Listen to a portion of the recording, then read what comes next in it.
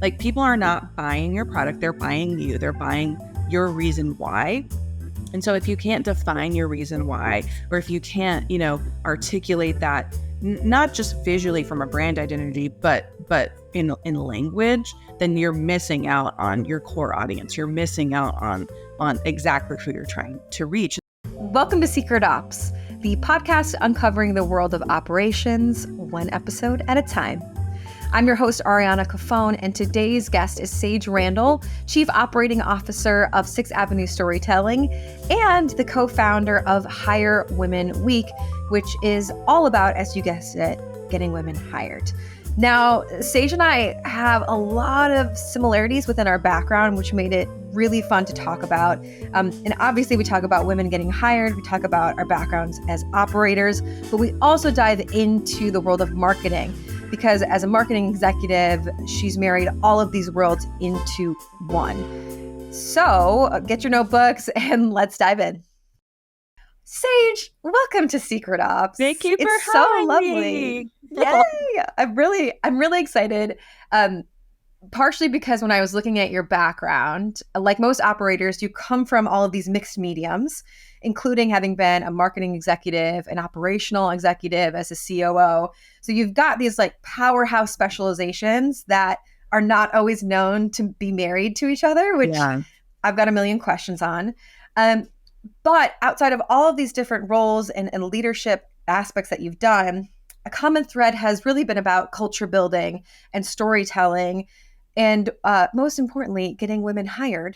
Yeah, that's right. Hell yes. So to kick this off, before we go totally nerdy on operational and marketing questions, can we talk about Hire Women Week, which you co-founded in 2021? Talk about what brought it to life. How has it been since getting it started?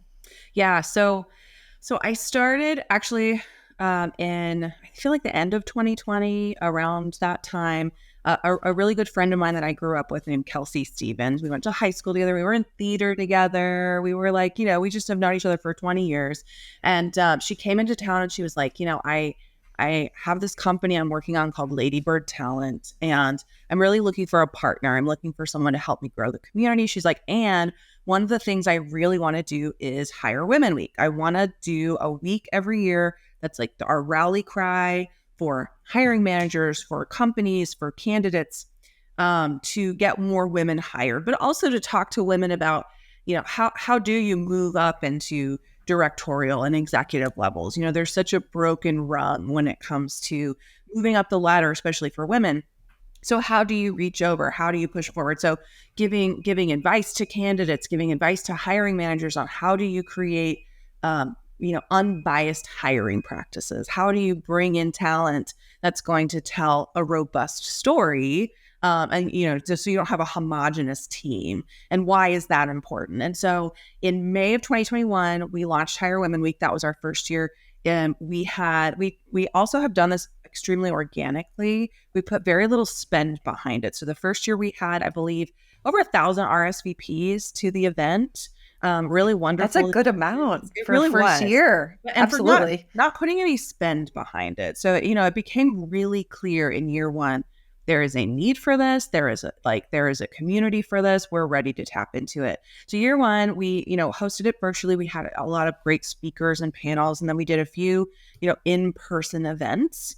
And then that was also, right at the tail end of COVID. So we had this amazing, women in tech wine night where we all got together, talked about our dreams and how we're going to change the world. And then we all got COVID, and it was like so worth it. It was so worth it. It was like total magic. We talk about that night all the time. It was like everything started coming together. And then we had to sleep for 2 weeks, basically. So then last year, was our second year, in 2023, this year has been such a hard year for talent, for tech. There's been so many layoffs. I think in an unexpected way, we started ramping up for Hire Women Week, and then all of these layoffs started happening. And it's like, how do we continue to push this mission forward, knowing that the talent market is, where it is right now. And bananas. So, yeah. And so we still had amazing turnout. We added in mentorship matchmaking We added in job fair. So I think we had over 400 posts on our job board listed for open roles. We did get some women hired. I actually ended up hiring a woman through Hire Women Week that I've promoted to a creative director now at the agency that I work at. So still saw like a really, really decent turnout, but tried to say like, okay, how do we continue to grow during times of economic strife? And how do we continue to push this mission when like companies that were really gung-ho about DEI during COVID are now like, we don't have the money for it, or it's not a priority. So we really started expanding upon our community and building that community up. Started offering some online programs and courses for women as well. Just how do you accelerate your career? How do you promote yourself? How do you negotiate salaries? Providing some of those tools. And so Yeah, all the difficult things that are hard to talk about. Absolutely. and hard to overcome. And and there's additional challenges when being a woman also and in navigating Absolutely. This Hire Women Week coming up next week. Oh my gosh. Yeah, it's year 3. I know, it's so exciting. 3's my lucky number too, so I'm really biased. I know. Right. Extra special magic. Yeah, I'll take that magic. I'm taking it. Totally. What are some things that people should know about with the Hire Women Week this year? Yeah, so this is our 3rd year. We have had such an amazing time doing in real life events that we're expanding to more cities this year, which is really exciting. So, in previous years, we've done some events in DFW and Austin. We're based in Texas, and this year we're expanding out to Denver. We're doing an event in New York City with an amazing company called Expert Sessions, and then some other events locally. So, I'm really excited about the expansion. We have some amazing keynote speakers that are coming up. Hannah Williams from Salary Transparent Street is one of our keynote speakers. She was last year. If y'all don't follow her, go follow her. She's such like a fantastic name too. She's black. She's like blowing up. I think she was just on the Forbes 30 under 30. And so she comes in and she, talks about salary transparency and how that's important. But the big thing is this event is free. It is a free event. We want to provide as much accessibility as we can. We want as many women to come and join and meet connections with hiring managers and find a mentor that can help move them forward and get them involved in our talent collective and in our community, because when hiring picks back up, which it will, we're ready, and we want to make sure we're coming at that full force. And so I do think, this year we're going to have a pretty nice opportunity for jobs and for connecting with hiring managers. But even just, coming in and listening to some of these panels, and it's a virtual event other than the in real life events that we run. So it's super accessible. You can just like pop in on your lunch break and join an event and just hear some really impactful, powerful women talking about why you need to make more money, why you deserve to make more money. We all want to talk about that. How to we talk a lot about transferring industries. So, we have a lot of people in our network, a lot of women who are like, I've been a teacher for, years, and I want to move into project management. I want to move into product management. And so we just have such a really great lineup of sessions coming up. I'm so excited for it next week. And anybody can RSVP and register. Registration is open. And it will be open. So yeah. And we'll put it in the description field too. So join, see it. Even if you are not a woman and you want to support women getting hired, absolutely, also be aware of that as well. Be able to share the opportunity. And it's really about promoting, marginalized groups. So, we focus on women, we focus on pushing women into these roles, but, we support non-binary, LGBTQ, we support, the Latinx, a Black African-American community, all of that. So we just are about inclusivity and just, creating equity in the hiring space.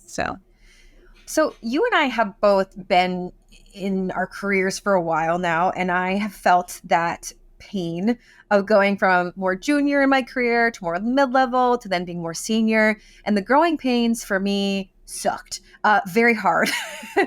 From, pay transparency to pay equity to, even title equity with people who are at the same level that I am.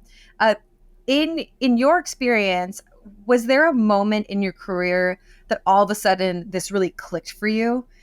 Whether it was a moment where you're like, dang, I should be getting paid more, or, I'm doing so much hard work, or I'm taking so much ownership, I really should be at a more senior title, where the idea became real within your life? Yeah, I talk about this. I talked about this last year at Hire Women Week. Actually, the when I started talking to the women around me at my office, when we started dialoguing together and saying, "Okay, but how much do you make?" And I see you work, 80 hours a week. How like is that really right? Is that fair? And it's like when we actually started just opening up the conversation to each other, we found all of these lines of communication of, okay, we can come at this together, we can support this together. Like if, Sage, you deserve a senior title and we need to get more money and whatever, let's do it as a group. Let's collectively support each other in that journey. And I think that's kind of what tipped me off is like, oh, like I have control. I have some control over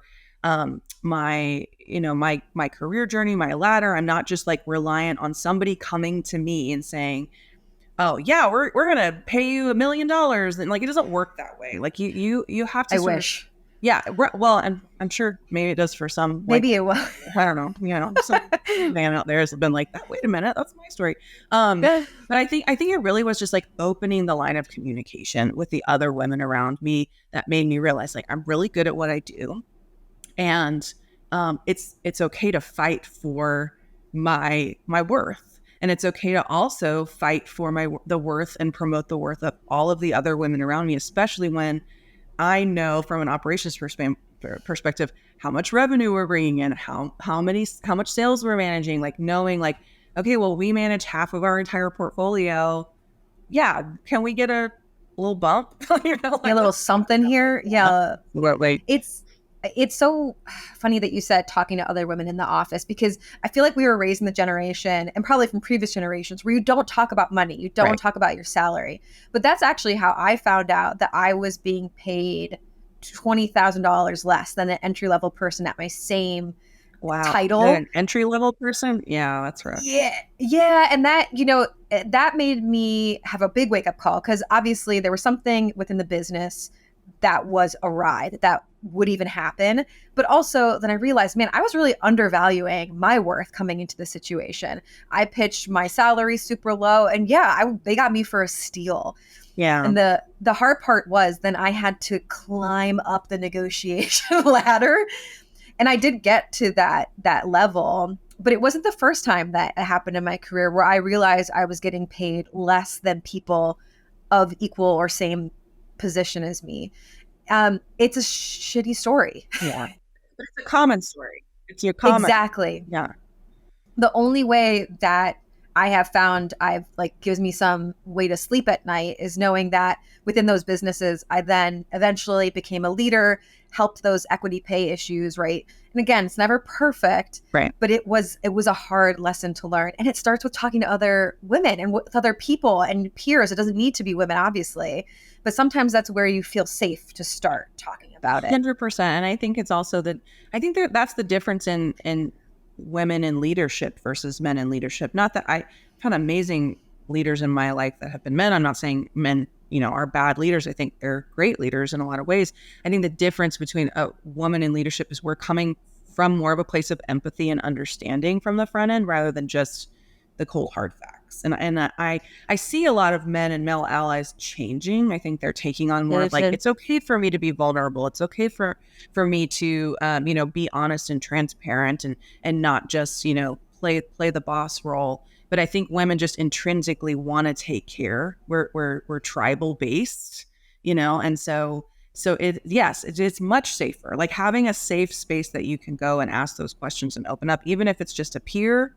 It's game changing, and I work with a lot of little Gen Z gals, or little younger ladies, and I know by no means am I a perfect leader. I know I make mistakes, but I do try really hard to be just transparent and open with them. And when they come to me and they're like, I feel like I need to make, this is what I need to make. I'm like, well, let's talk it through together. Let's run a pay scale report. Let's have a conversation about your years of experience and where you can go and what that looks like, rather than just saying no or nah. we don't have budget, or it's not at your year.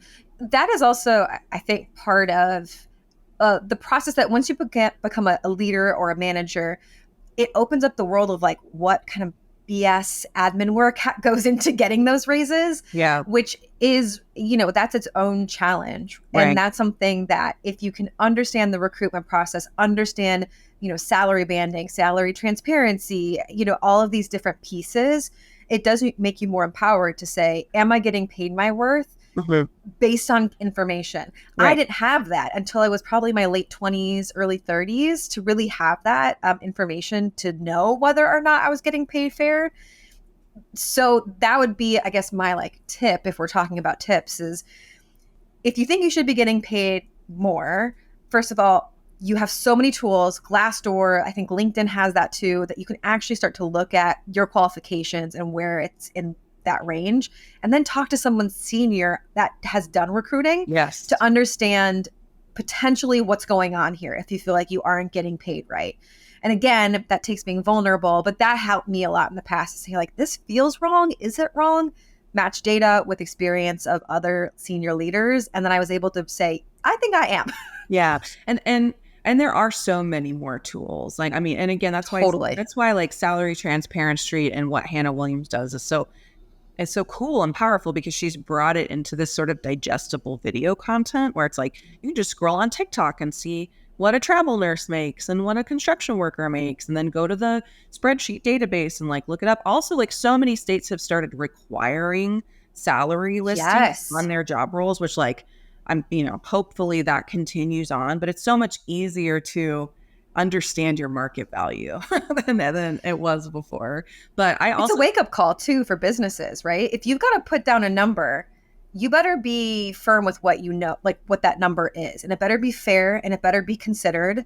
right. I really am down with it. People I think are freaked out if they're not used to it. Oh, to just like knowing what the Put salary. the number. Yeah, like I think I love it. I've seen a lot of, people who are in business, decades longer than I have been. And it's just like, what? That's what we do now? Right. But Like it we don't talk about holds that. We don't talk about money. totally. Right. It holds the leaders accountable to making conscientious decisions about the salary range, making sure it's fair and making sure that it makes sense, which I think you and I are both on board with 1,000%. Totally. But it's also like, it's 2023. We've all been through this collective COVID trauma. We've been through layoffs, we've been through furloughs, we've been all through this crazy stuff. And it's like, if you want to retain talent and you want to attract talent and you want to, create a culture of of interest that people are going to want to continue in, like, just tell them how much they're going to pay them. Like, it's such an easy, small thing that like sets such a great precedent for how your talent will view your company. Like, it's just so simple, but it makes such a huge difference. So Absolutely. Now, again, Hire Women Week is starting next week. We'll put everything in the description. Please join virtually or in person. I know that Sage and Kelsey would absolutely love to see you there and love to get feedback on it. Now, I want to pivot to operations and marketing, because I will give you sort of a truth of mine, which is I suck at marketing. It is the weakest part of my skill set that I have. And I am really into the fact that you've married operations and marketing together. What a powerful duo to combine. Where did that start? Like, did you start on the marketing front? Were you naturally inclined to do operations? Where did that bridge happen? yeah, I feel like that's the story of a lot of operations people, is like you're not a little girl like dreaming of like, I'm gonna be an operations director. Like, that's not how it works. Be a project manager. Like, nobody does that. You just kind of fall into it. I think that my journey and my education, my story is very unconventional. I started in the service industry. I started bartending, working at salons, which I feel like set a huge precedent for me in operations. Like, that was the first time I did a systems build, was like building a salon POS. And like, that was the first time I had to manage people. And so it's like I started seeing all of the different components that make up a successful company or that like move a business forward. I eventually I started working for a freelancer. I've always really worked for small business. I love mom and pop. I have done some corporate and some, sort of international agency stuff, but I love mom and pop. So I started working for a freelance market researcher, and he was like, I want to build a firm. He's like, I don't want to be a market researcher anymore. want to hire people and I want to do it. So we like sat in a coffee shop for like 6 months and we like built his company and we like hired a team and we like brought people in. We got an office in downtown Dallas. And so that was the first time that I really like, I feel like all of these sort of, jack of all trades skills I'd learned in hospitality into business operations and learned even more, worked in an incubator space and like, but also I think when you're working for small business and I'm sure you relate to this, just running this podcast and doing what you do, you wear every hat, you do everything. Absolutely. Yep. So, I was managing the bookkeeping and like, keeping up with our clients and supporting all that. But I was also like building the website and like running our social media account. And so I had been in school for business and admin. I had this job, this company was growing, and I was like, I'm actually not going to finish my bachelor's degree. I never finished it. I was like, I'm already doing what I really want to be doing. And I have like the breadth of knowledge. I don't really want to spend more money on thousands of dollars. Oy, I want to be more invested in this, real tangible like learning experience. So I had focused a lot in marketing. What really happened is after I launched that company, Troubadour Research, I left them in an office in downtown Dallas, and we've grown so much that I took on a job at a marketing agency, and they brought me on as an account executive. So someone that runs the projects, runs the timeline, meets with the clients, like everything I'd already been doing, but it opened up a world of marketing. I just learned everything about marketing. I learned about every marketing channel. I worked with, follow the sun model offshore teams. I worked with developers. I worked with designers. I did, international photo shoots. It was like boot camp for marketing. And I eventually moved into project manager role with that agency and then a senior project manager role. And so I really honed my operational skills.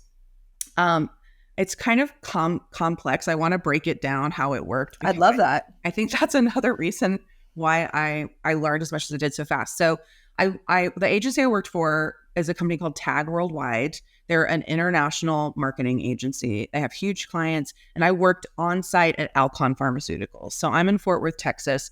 Alcon, does contact lenses and, eye drops and, eye surgeries, like that kind of thing. So they probably had like 100 different brands on site that we were supporting in different marketing efforts. So I had this layer of like, I work for this agency, but I'm also a contractor on site internally. And then Alcon had been purchased by PLS, Novartis, which was another big company. Yeah. And so I had this other level of Novartis, PLS, and all of their internal marketing services. So I like worked with all of these different teams and all of these. That's a lot of tiers of really hard to explain. Like, it was never easy to explain. They were like, who are you with? I'm like everybody. Yeah. But when I got to work with Novartis and PLS, like they had this huge internal marketing organization, which was PLS, the Product Lifecycle Systems. And I ended up working really closely with their Dublin office. And that, I feel like working with that team, I don't know, I think it was just those people. I think it was like, I just connected with the right people. I ended up meeting our operations head. His name is Alex Hogarty. And he just like, I just feel like he taught me everything about systems and how like objects are connected and why they're connected and why we like pull the data from these objects and why like it feels so tedious to track your time and it feels so tedious to fill out these custom fields. But ultimately, we can create these beautiful data visualizations and really show all the internal metrics that you're missing out on. Like, so like there's so much ROI and metric tracking, like outwardly, and like what's our performance and what, what's our revenue, what's all of that. But when you start looking internally of like, okay, well, everybody's burnt out, or our resources are completely, overstretched and overstimulated, and our cost per head doesn't make any sense. And this, like there's so much more internal data that I think gets just left behind because people don't know how to utilize that kind of system. And that's what I learned from them. And so, wow. Yeah. So it was like I was learning. That's a big learning curve because you take that foundation of working with a small business where I think, because I've gone through that, you get this sort of real life MBA almost because you're learning everything, financial, insurance, hiring, regulatory, compliance. Yes. Everything. All of that. So then you go from that to then gaining more skills in a larger environment that's almost nested into a bigger environment. Yeah. So then you've got all of these, then you're learning the data driven side of operations and how to measure metrics against decision making. Yep. There's all these pieces that are coming together, which then marries really well Yeah. with the rest of your career. Because now you've got the on the ground experience and you've also got the high level strategic view as well, Totally. and how that relates to your greater customer base. Yeah. I mean, and I was, organizing photo shoots and creating Just that on the brochures side. and learning all about like different marketing channels and and the lingo and how it translates between different industries and different brands. And so it was a crazy few years, but it was like it changed my life. It changed everything. Mhm. And I also think back so often now that I'm in a leadership role, and I was young and I was like, I can do anything, which I can, but you know what I mean? I was like, I had a different mindset. I was so much younger, and I had so much resentment sometimes towards my leaders because of the decisions that they were making. And because Yes. I was like, oh, I wouldn't do that, or I would do it differently. Or, and being in this position now, I think back so much to all the levels of leaders that I got to really experience leadership from and realize like, man, there is so much that you don't see from a leadership. Absolutely. There's so much behind the scenes stuff in making all of these decisions. Some decisions are so tough and heartbreaking, but it's like it's so complex. And so I think that also just made me want to build better systems to help make better decisions as a leader. You know what I mean? Like I want to have all of that data and all that info to make the best decisions I can for my team. But it's given me a lot of empathy, I think, to previous leaders as well. Oh yeah, I was probably a savage when I was younger. Be like, this is Yeah. stupid. Why are we doing this? Yeah. And then you get into that position and you eat like a big piece of humble pie. That's right. You're like, okay, so we've got this board that needs these results, and we've got these leaders that need to expand to this region, and then we've got this team that we need to grow here with the. And also, you have this much money and you have this much target. yeah. Yeah. Can you do it? And you're like, where do I even begin? Until it becomes a muscle. And that is something that when I'm mentoring, younger professionals too, I try to give them the bigger view of like, okay, so we're really annoyed at this one thing. Like this person hasn't done their standard operating procedure, right? They're dragging their heels. All right, let's zoom out and actually look at what their life is looking like at the job right now and see where we could kind of actually make this happen in a realistic way. Totally. And it's those tiny things that, having been on both sides of the equation, I think I'm able to, again, empathize and see it differently. Now, I got a question for you. So I have a theory that nobody knows about operations because operators suck at explaining what we do. We're really bad at it. We're just bad. Now, as someone who is also an expert in marketing, what are like your top 2 or 3 recommendations of how we can get better at marketing what we do and explaining to people the importance of it? So I actually feel like one of the ways that I feel like I've started describing and explaining it more is sort of the integrator and visionary matchup, Yes. that kind of concept. And really understanding that like for me, I'm not an entrepreneur. Like I'm not going to come in and say like, we're going to go here and we're going to do all this great stuff. Like it's not that I couldn't, I don't have that drive and desire. What I do drive and desire to is like making it happen. I just want to make it all happen. I want to like figure it out and like problem solve. And it doesn't matter what it is, I'm going to make it happen. And I think like operations translates in so many industries and there's so many different sort of terms and titles for it because that's what it is. Like I've done a lot of video production. I've done a lot of like marketing and video production. And like, I feel like when I'm doing video production and producing, that's almost the most pure operational like stuff I ever do. Cause it's really like, these are all the things we have to do to film the end. It's very cut and dry and understandable, but it's like, you're kind of like making the impossible happen. It's like, oh, you need to close off a city street to film. I'll do it. Got it. We'll figure it out. I will become a human barricade if we don't get the permit in time. Yeah. No, totally. So I would say probably like, the way to market and explain it is like, we do all the things you have no idea how to do. We know how to do all the stuff you don't know how to do. And we know how to explain it to you in data, how to like give you the actual like results of it. I think like most operations and project managers that I know are also just like a jack of all trades, like the good ones. Like you can jump like And I think working for small, like I know I can jump in and like write copy, or I can jump in and like, help build a proposal or go to a sales meeting. But at the end of the day, my sweet spot and my most comfortable place is when I'm sitting and like building it, like, and taking our database and like translating it, like, so Definitely. so yeah, I don't know how good of an answer that is. That's a hard Actually, question. that's so, I think that's a good answer, because when I talk to founders, because I also work with small to medium sized businesses. And again, as you get into larger businesses, you have operators that are more specialized, right? Right. So they will do a niche of operations, whatever that may be, financial ops, specifically sales ops, revenue ops. But if you have people like us that are more generalists, the way that I explain it essentially is like, right now, the pain points that you have in your life, it's my job to figure out how to solve them. Yeah. Yeah. And to do it in a way that's compliant, that scales well, and that also allows you to sleep at night better. Yeah. I actually call it untangling the Christmas lights. So it's like, Oh, that's good. as a business, the lights are on, they're blinking, but it's like a big old mess. And like, why is it working? Let's untangle the Christmas lights. We can still keep the lights on, but let's like straighten it out and sort it out and figure out the stuff that we're just like winging, and like, it's like make it scalable and replicable and repeatable. Yeah. That image also just gave me chills down my spine. I'm like, I want to fix it, but also like it's so perfect. Yeah. Because who wants it? It's like untangling like jewelry that gets tangled together. It's like you have to do it. It Gets looser over time. It's like you just kind of have to dig in and start like picking it apart and like finding the gaps and finding the spots you can come in and untangle one thing that helps you untangle the next thing.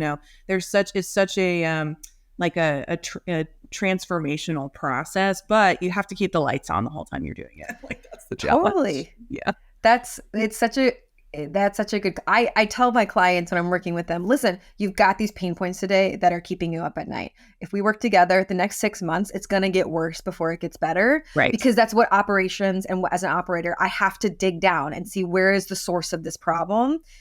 And then that things are working when you wake up and you don't think about all those problems 6 months from now, and you have a way of processing those things, or you have somebody on your team that's in charge of navigating that. It all of a sudden is like you wake up and life is just a bit calmer. Yeah. That's usually the subtle sign that operations is working. Yeah. Yeah. It doesn't feel like, oh, I've run past the finish line and like, yes, we've done it. We've launched the product. It's like, that's not how I felt in operations. Yeah. No, it's always just like these little sprints of making things slightly better and giving founders more time back to put their energy where it's most valued. Usually business development, sales, innovation, not the operation stuff that you and I love. Yeah, that's been a huge learning, I think, for me this year too. So 6F Storytelling, I work with 2 local entrepreneurs, and they're serial entrepreneurs. They've started lots of different businesses. They're really well known locally, and so this was one of my first real visionary integrator kind of relationships. And the thing I've learned about everything else this year is, as the operations person, it's your job to shield the CEO. They cannot be in the day-to-day. I even if you're small, even if it's out of necessity, it's like that is a super quick duct tape solution. Had a huge learning of that. You have to shield them and keep them in the position that's going to like move the company forward always. And that's extremely challenging because CEOs are notoriously all over the place. So yes. Not every CEO, but a lot of them, there's a lot of like whiplash and a lot of back and forth. And it's like shielding them from the day-to-day and then shielding everyone else from the whiplash. That's been a huge learning this year. A huge learning with like a lot of failures this year, I think, for me. Yeah. Yeah, there's when I work with the visionary and the integrator. If any of you are more curious about this, a really good starting place is a book called Rocket Fuel. Oh yeah, and they even have an assessment for you that's like you can kind of see what ratio you are of each thing. But as a part of that as well, I'm obviously a very high integrator. That's where my sweet spot is too. And the main thing that comes across in that is like, visionaries have to do their thing. They have to be able to have the whiplash, to think about innovation. Right. They have to have a safe space to make those kind of like quick decisions. And we have got to hold it down and essentially say, cool, you are really into this idea. Why don't you run at this? But let's not involve the whole team yet, because Yeah. we need to not distract them from this thing. Exactly. It's like being your true authentic self. If a visionary doesn't have that space to be able to try different things and innovate and throw things at the wall, it's not good for them. But if we don't kind of set that boundary as the integrator, it's not good for us and the rest of the team. So there's that balance. That learning to say no, I think also because I don't feel like I'm a big people pleaser. I feel like I'm kind of a hipster. Like I just will never not be a hipster. And I'm not on trends, but like pleasing the CEO is important to everybody. And so that has also been a learning curve of like, it is my job to say, what the hell are you talking about? Like, no.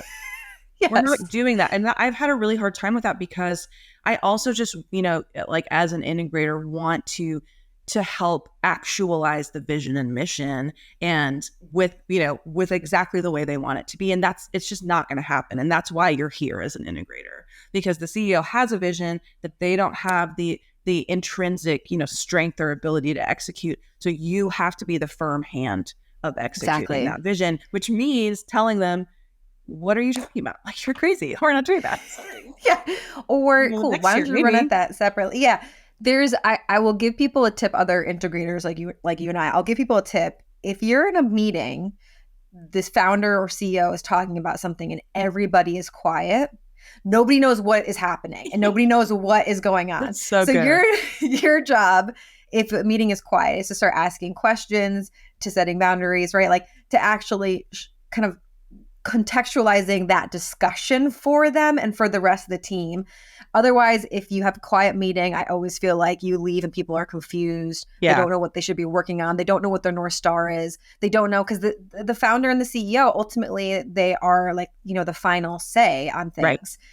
So if you have a quiet meeting and you're a CEO or an integrator, speak up if something doesn't make sense. Also, I've learned that founders and integrators love when you speak up for the most part, unless they're intensely, tyrannical or something. Right. Like usually they love it. They want to hear that they're being heard and what makes sense and what doesn't, even if they don't say that specifically. So that's a hard thing I learned this year too. Man, 2023, year of growing and learning. And you were talking about earlier too, like as a leader, I think because I just fit so much in that integrator space, even though I am very creative and have a marketing background, like one thing I'm not good at is articulating my vision. And so that's a big learning I've had this year where I know, like, if I'm asking you to log your time or if I'm asking you to do this mundane thing, like, I know why. I know that it's because, in 6 weeks, I will have this, robust archive of data that I can evaluate and make better decisions on. But I don't communicate that well. And so like, I've had a big learning on that of I have to help everyone else see the forest through the trees. Because it's just like mapped out. Like I can see the workflows and I can see what it looks like. And so it's like figuring that out, like how to be a visionary when you're not a visionary and when you're working with a visionary who is extremely like profound in their vision. Like it's just a lot. Oh yeah. It does also stretch my brain, right? If I'm working with a visionary, we'll be doing something and my brain is like, I cannot compute. Like usually in my brain, in the past, I would have shut it down and just say, okay, this doesn't make sense to the operator computer. Now I ask a lot of questions because usually what they're seeing doesn't exist in the world. And it can help me to actually expand my toolbox. And that's the beauty of working with a visionary, is that it can force you to come up with different creative solutions that we would have never seen before. Right. So it's not just wrangling them, but it's expanding our view, expanding our ability to see in the future that helps both that beautiful marriage to happen. Yeah. Now, you and I both have a theater background. I do as well. I didn't have a theater background. Oh, just two theater gals. I love it. Two theater gals rule the town. So I have lived a lot of my life learning how to tell stories on stage. Something I struggle with is bringing stories into the world and into business, which is something that you specialize in as Sixth Avenue Storytelling. So can you talk to us more about what you all do as a business and sort of how you've bridged your past into your present as an operator? Yeah, and this is one of those times I'm going to try and do this. The CEO, his name's Jamie Ice, his spiel. He's got such a good spiel about this. So Jamie started the company, and his vision and mission really was to make entrepreneurship easier and to make like growing and running a small business easier. Because like we said before, when you run a small business, you are everything. You do everything. You are the bookkeeper, you're the lawyer, you're the product developer, you're everything. And so, he being a serial entrepreneur kind of came from a background of starting a lot of businesses and working with a lot of different agencies and just never feeling like they got the story, like they never understood the why behind. And his entire philosophy of marketing, which I've seen now just time over time be incredibly impactful and effective, is like people are not buying your product, they're buying you, they're buying your reason why.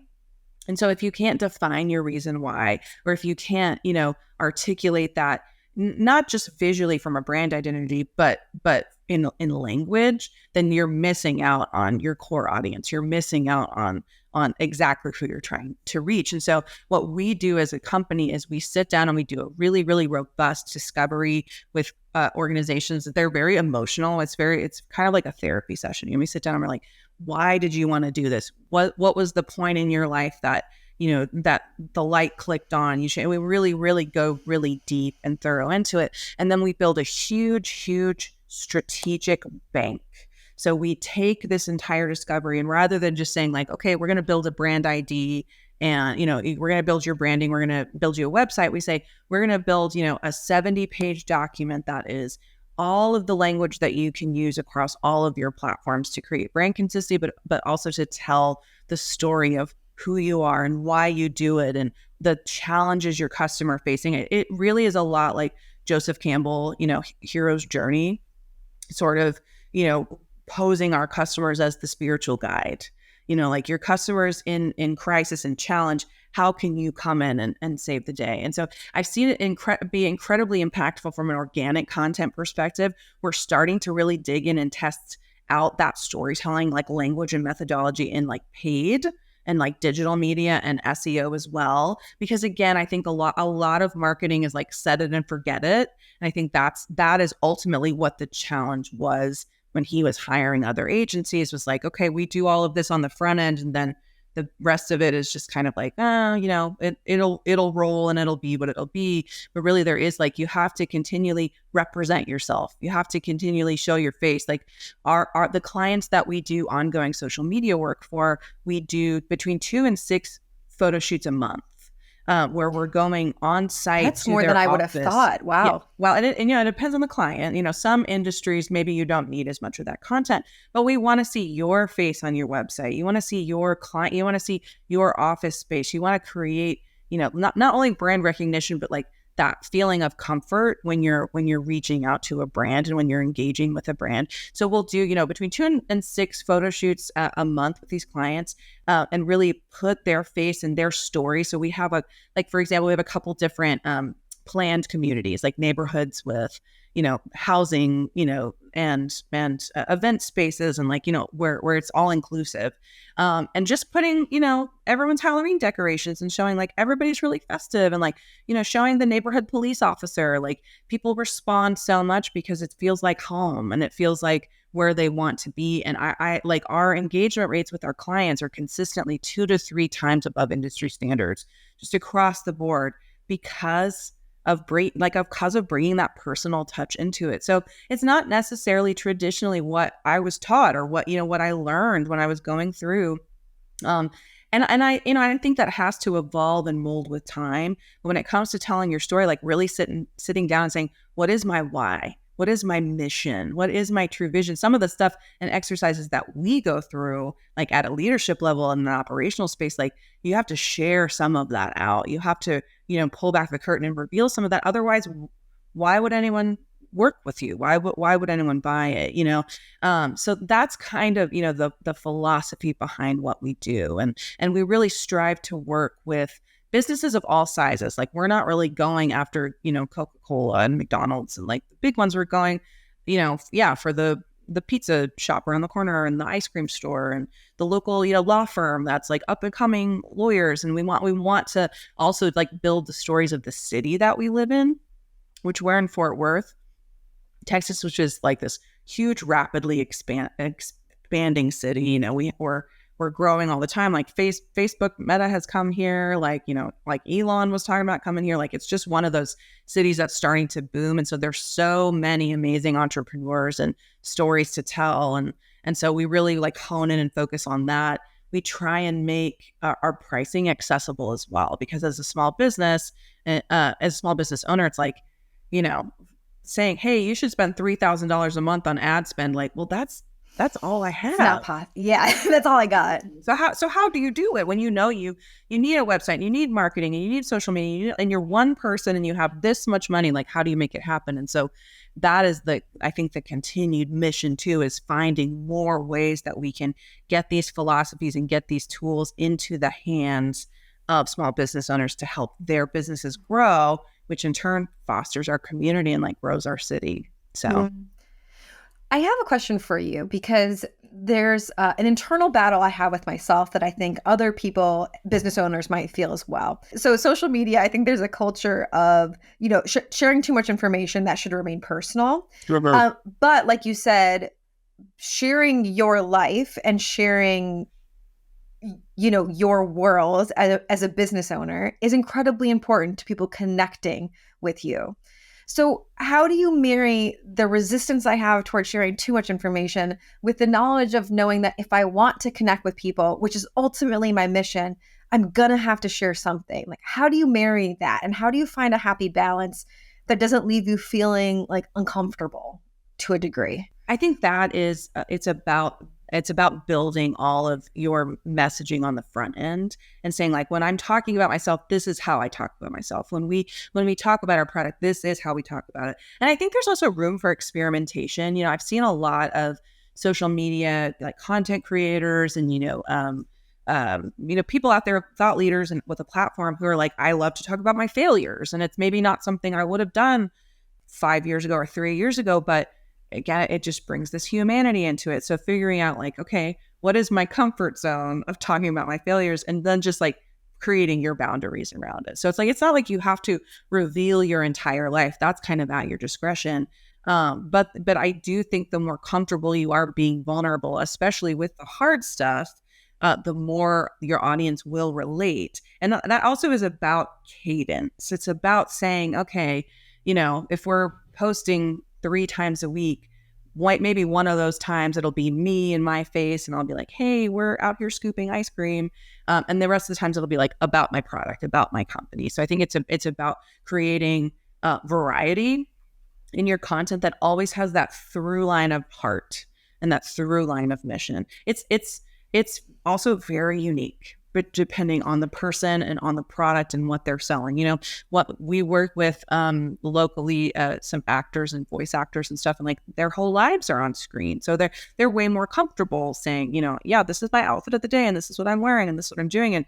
And people love it because they're a presence versus, maybe working with a wealth management firm. They're like, we don't really need to be in pictures. And it's like, yeah, but seeing you at a conference room, like working with a client, like rather than just a stock photo on your website, like when your client comes in to do a consultancy with you, they're like, oh, this is exactly what it's like. Like you represented exactly who you are. So I think there's a scale, and I think it has to be a cadence to it.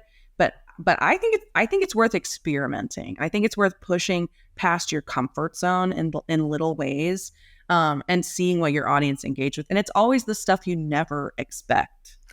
Totally. It always is. That's the part too that I've learned, that whenever I think, oh, this is gonna really hit, it doesn't. Like it 7 flops. views. I wrote about a story like in October, like when my birthday's in October. Now every year we would have a Halloween themed birthday party and have this indestructible piñata that my mom, she would always build it every year out of an Avon box. And it was so funny because I was just like kind of riffing on the story. And I can't tell you how many people wrote back and was like, my family also made their own homemade piñata. I mean, I had no idea that was going to echo with anybody, because I think it's this like unique childhood memory. But that's the funny part, is like experimenting, throwing things out there, really start to see what things stick. And that is a really good lesson to take away for me as well, which is if you can decide on messaging up front, you can also be comfortable with the boundaries that you are setting, what you're choosing to experiment with versus what you're choosing to say, hey, this is off limits. Like Right. immediately, I think children, people who have kids, certain, like even people showing their homes, right? Like these could be things that are just off limits, but to know that up front and Yeah. to know, hey, this is another way that we can show the inside of our world without exposing like things that I'm not comfortable with. So that's really And helpful. I think it's the, I mean, I think you can think about operations and building systems the same way. It's like you want to get the system and the routine down and the habit down until it feels like second nature. And then you can start iterating and then you can start experimenting. So it's like if you have it all down up front and everyone's aligned on what the expectations are, you know, with operations, with marketing, with messaging, whatever it is, that's when you can start playing. But I think people want to skip forward to the play part, you know, faster, Yes. you know, so. But then there's that whiplash when you're constantly playing and you actually don't know how to measure Right. the success of your play. There's that too, because you don't have that baseline. So that's also a great tip to take away. Get that baseline. And then from there, you can try different things and you will always have that baseline that you can come back to as well. All right. Well, we could talk for ages. I know we could. We could. We can, let's do it again sometime. We will have to. Okay. We will have to. Part two. For sure. If we are nearing the end of our time, I wanted to get some information on you as a human being for our audience. Okay. So we're going to do some rapid fire questions just to learn more about you. I know, don't be scared. Don't be scared. They're relatively easy, but again, it's just to bring your world to light. So first question is, what is the favorite part of your day? Oh man, I think my favorite part of my day is at night, when sometimes my daughter's 13 and she is getting too cool for me, you know, but he sometimes like wants to come and like snuggle and sleep in my bed. And so to me, it's like that point at the end of the night where it's just like everything's quiet and everything's calm. And I have my dog and my daughter and we're just in bed and we're just like quiet. We're just like listening and hearing. I feel like just bringing it all back to like why I do everything that I do. It's such a, you know, easy reminder. And, you know, it doesn't happen every day. Like I have shared custody with my daughter. She's not with me all the time. But when I have her, it's like, yep, it was a great day because it ended up here. And the days that end up here, it's why I do everything that I do, you know? Oh man, get me emotional over here. Okay. Got to keep it together. What book are you currently reading or what audiobook are you currently listening to? Man, I am really a really bad reader in the sense that I start a million books and then I like pick them up randomly. Right now I'm reading Scaling People by Claire Hughes Johnson. I think I told you about this before. Yes, you did. It came out this year and it's her, you know, she came from Google. She came from Stripe. She like built all the systems on Stripe. And like that book is just, it's speaking in a way that I just understand, and it's like presenting concepts from operations and like managing people that I feel like I've always known deep down, but no one's ever articulated. And I'm just, I'm really, really loving it. So I'm reading that one. And then I always try and read like a horror book right now. Ooh. I love horror. I'm really into horror. And so I'm reading this. I have to look it up because it's like a weird, dumb name. It's a bunch of short stories. That's great though. I'm a thriller gal. Are Monsters. I'm a thriller gal, yes. And I do love scary movies. Those are my two favorite things. And scary stories. If you ever listen to like podcasts, I love scary stories. Do you have a favorite scary story podcast that you like? Yes. Snap Judgment is absolutely excellent. I love Spooked. Yes, it is so good. I've listened to it for years. They are scary too. They are so scary. They're very scary. So I would recommend that. Okay. I love how I also listen to Radio Rental too. I don't know if you listen to that one. Oh, I know. I need to get into that too. Yeah. Mm-hmm. Oh, okay.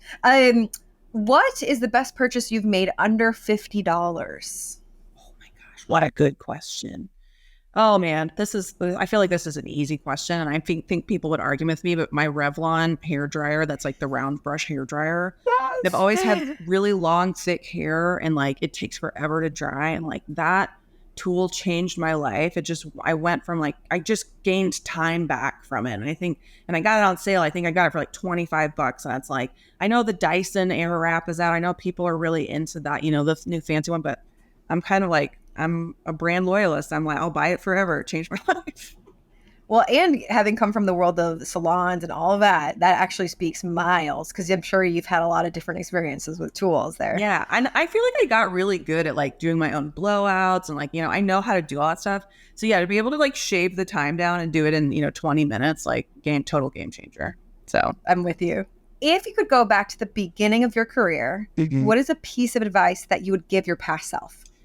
Yeah. And this is a question that I talk with mentors about all the time. Actually, I know my answer to this. So if I could go back to when I was starting my career, the thing I would really say to myself is, number one, love yourself and trust yourself as soon as you possibly can.